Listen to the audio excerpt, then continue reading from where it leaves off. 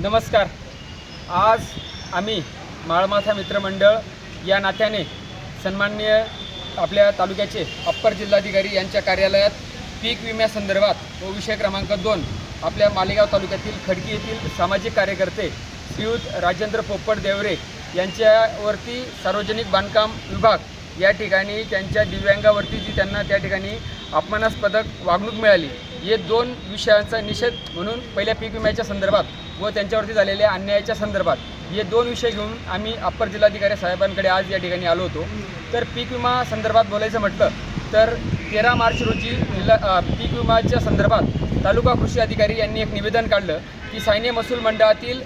17 गावं, करजगावन महसूल मंडळातील 10 गावं व झोडगे महसूल मंडळातील 2 गावं अशा 29 गावांना पीक विम्यापासून वंचित ठेवण्यात आलं होतं. या संदर्भात 23 मार्च रोजी आम्ही माळमाथा मित्रमंडळाच्या माध्यमातून सन्माननीय जिल्हाधिकारी साहेबांना अवगत करून दिलं होतं की यावर्षी एकीकडे शासनाने दुष्काळ जाहीर केलेला आहे व या ओरिएंटल इन्शुरन्स कंपनीने कुठेतरी